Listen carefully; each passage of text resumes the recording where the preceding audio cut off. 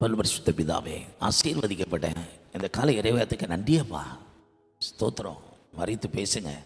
பரலோகத்திலிருந்து நீ வெளிப்பட்டு கொண்டிருக்கீங்க. வார்த்தையின் மூலமாக கிரியை செய்யுங்கப்பா. அந்த மக்கள் உயிர்ப்பிக்கப்படணும், நன்மைகளை சுதந்திரிக்கணும்ப்பா. இயேசு கிறிஸ்துவின் ஜெபிக்கணும் செய்யும் நல்ல பிதாவே, ஆமென். அல்லேலூயா, அல்லேலூயா, அல்லேலூயா. இந்த நாளில் ஒரு நல்ல நாள் நினைங்க. கர்த்தரோடு இருந்து என்னோட பேசுகிறாரு, கவனித்து கேளுங்களேன்.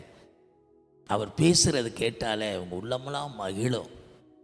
ஆசீர்வதிப்பார் உங்களை. இன்றைய தினம் உங்களை மகிழ்ச்சியாக்குவாராக.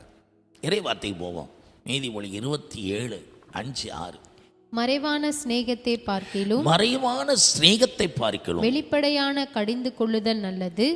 வெளிப்படையான கடிந்து கொள்ளுதல் நல்லது. சிநேகிதன் அடிக்கும் அடிகள் சிநேகிதன் உண்மையானவைகள், அடிக்கும் அடிகள் உண்மையானவைகள். சத்துரு இடும் முத்தங்களோ வஞ்சனையுள்ளவைகள்.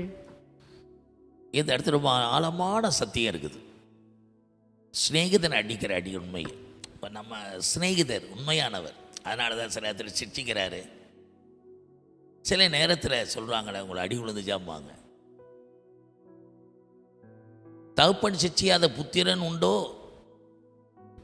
தேவன் எவ்விடத்தில் அன்பு கூறுகிறாரோ சேர்த்து கொள்ள வர எந்த மகனை தண்டிக்கிறான் இருக்கு.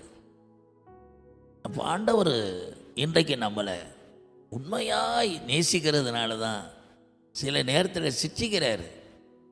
அது உண்மையான அடி. அவர் உண்மையுள்ள சிநேகிதர், அதனால தான் நம்மளை சிச்சிக்கிறார். யூதாசை போல வஞ்சனையில் முத்தமிட வரல. துரோகிகளை விரோதிகளை கூட்டிட்டு வந்து இயேசுவை காட்டி கொடுக்கிற அடையாளத்துக்காக முத்தமிட்டான். அது வஞ்சனையும் முத்திரம்.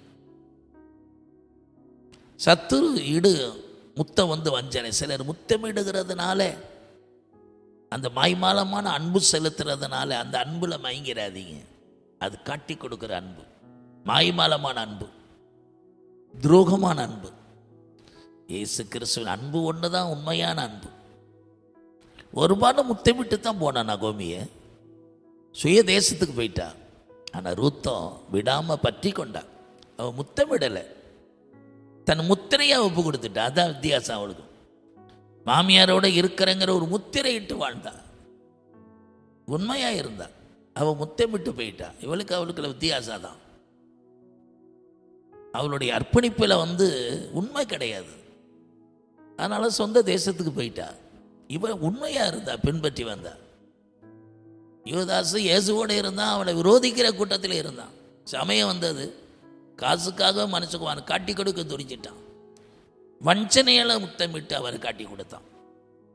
ஆனால் இயேசு கிறிஸ்துவோ தன்னை பின்பற்றுகிற சீசர்களை சில நேரத்தில் கடிந்து கொள்கிறார், சில நேரத்தில் சிநேகிக்கிறார், எச்சரிக்கிறார். ஏன் அப்படின்னா அவர் உண்மையான சிநேகிதர். அதனால தான் நாம் நேசிக்கிறதுனால சிரிச்சுக்கிறார். தகப்பனாக இருந்து சில சிரிச்சுக்கிறார், சிநேகிதத்தின் மூலமாக சிரிச்சுக்கிறார். உண்மையான சிநேகம். உண்மையான நண்பர்களை பாருங்க, உரிமை அடிப்பான். உண்மையான சிநேகிதரி நீ கண்டிக்கிற இடம் உனக்கு உத்தரவாதம். அவங்க தான் உண்மையாக நேசிக்கிறாங்கன்னு அர்த்தம். உன்னை தடவி கொடுக்குறான்னு நினைக்காத, அது வஞ்சனையாடும். அதை விட்டு விலகிக்கோங்க. உங்களை சாதகமாக பூசி பேசுகிறாங்களா, வஞ்சனை உள்ளவங்க, அவங்க கள்ளத்தனமானவங்க. உண்மையான உறவு தெரியுமா? தப்புனா தப்புன்னு சொல்லணும், சரினா சரி. முகத்தாட்சனை பார்க்கக்கூடாது, நியாயம் செய்வதில்லை. எது சரி அது கற்றுக்காத உண்மையான உறவு.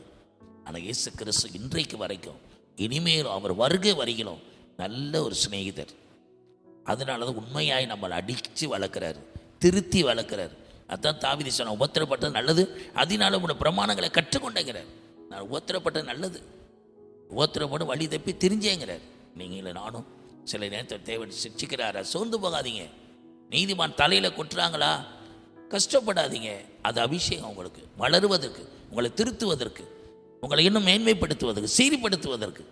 அப்படிப்பட்ட கடிந்து கொள்வதை ஏற்றுக்கொள்ளுங்க, அது உங்களுக்கு மகிமையாக இருக்கும். ஜெபிக்கிறேன். நல்ல பிதாவே, நன்றி செலுத்துகிறோம். உண்மையான சிநேகிதன் அடிகள் வலிச்சாலும் அது உண்மை.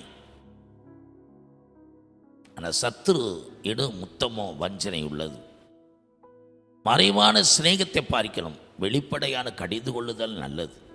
இதை கேட்குற அன்பான தேவனுடைய பிள்ளைகளே, உங்களை கடிந்து கொள்ளுகிறவர்களை மதிங்க. உங்களை சிச்சிக்கிற தேவனை இன்னும் அதிகமாய் நெருங்கி சேருங்க. அதுதான் உங்களுக்கு மகிமை, அதுதான் மேன்மை. கர்த்தர் தேவன் சிச்சிக்கும் போது சோர்ந்து போகாதீங்க. தேவன் சேர்த்து கொள்ள போற எந்த மகனையும் தண்டிக்கிறான்னு சொல்ல நம்மளை அவரோடு சேர்த்து கொள்ள போகிறார். அதனால தான் சிச்சிக்கிறார், அதனால தண்டிக்கிறார். சோர்ந்து போகக்கூடாது. நீதிமன் தலையில கொட்டும் போது ஏத்துக்கங்க, அது உங்களுக்கு அபிஷேகம். கடிந்து கொள்ளவர்கள் நேசிங்க, வெறுக்காதீங்க. கர்த்தர் கிருபையாய் இன்னும் மகிமையாய் நம்முடைய தேவனுடைய சிநேகிதராய் இருந்து அந்த சிநேகத்தை காத்துக்கொள்வோம். அந்த சிநேகிதர் அடிக்கிற அடியை தான் உண்மையான அடிகள். அது உண்மையான அன்பு, நம்மளை நல்வழிப்படுத்துகிற அன்பு. அதை காத்துக்கொண்டு ஓடுங்க. இயேசு கிறிஸ்துவை ஜெபிக்கிறோம் நல்ல பிதாவே, ஆமென்.